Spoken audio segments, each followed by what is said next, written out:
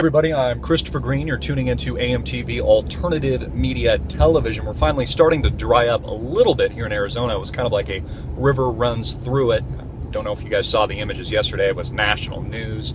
We got all kinds of flooding. In fact, I even had pretty much a lake in my own backyard. I wish I had one of those motorized boats. I would have played with one. It would have been kind of fun. Reminded me of being a kid or something like that. I did a video earlier today titled Ray Rice.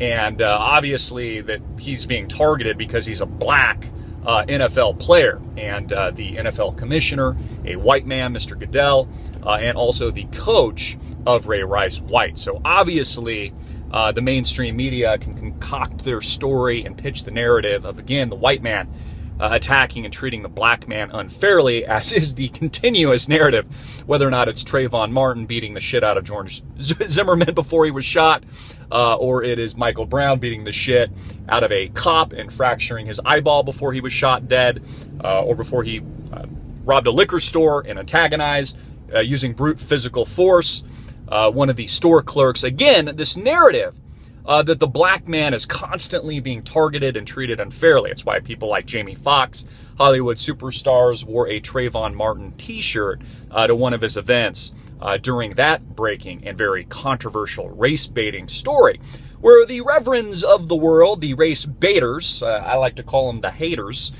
people like Reverend Jesse Jackson and Al Sharpton, really just kind of play into the race-baiting hand. It's kind of how they profit. It's how they are able to continue their message of fear, this divide and conquer strategy that has clearly been implemented by the Obama administration from day one and used to the administration's advantage. Again, you control the masses by dividing them emotionally, psychologically, placating them with very violent sports like the NFL and pro-American football. And the reason I do these videos isn't to race bait. It's to get you to think about how ironic, honestly, our society is, and what a double standard it truly is. For example, imagine if for a minute Ray Rice had knocked unconscious not a woman, but a man. Now, if that were to happen, most of America would have just written it off as boys being boys. I mean, hey, violent on the field, violent off the field, so he, knocked a man unconscious. Who really gives a shit? Or what if Ray Rice had beat up a gay guy and knocked a gay guy unconscious? Well, that would have been viewed as a hate crime, of course, and the LGBT community would have been out in full force. Or what if his fiancée at the time wasn't black, but instead was white? Some would argue that, well, Ray Rice would have gone straight to jail.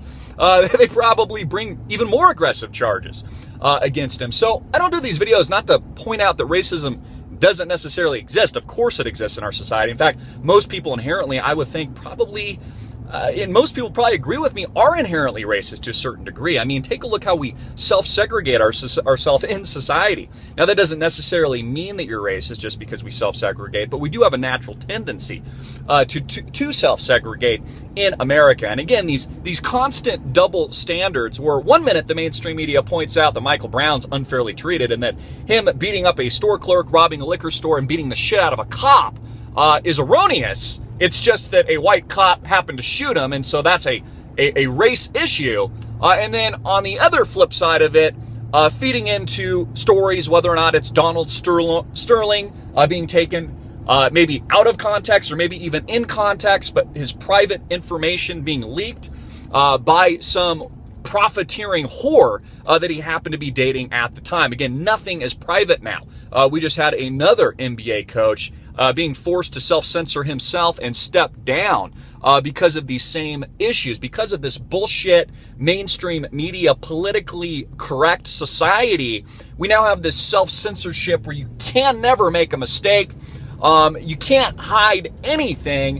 And it's just almost this vicious self-feedback fear loop that we're constantly engaged in. I personally love, for example, to watch the ESPN commentators try to tread the water carefully on this issue, and really commentators across the mainstream media in general, fearing of immediate reprisals if, God forbid, they say something incorrectly or make a mistake or say something that the public doesn't interpret the right way. They know that their careers are over because of this politically incorrect, bullshit, obscene, society that we live in today. And again, it's a double standard, and it clearly points out how ridiculous it is to be PC in a world that is very far from it. I'm Christopher Green. Get it out everywhere. Make it viral. Hard hitting it in your face.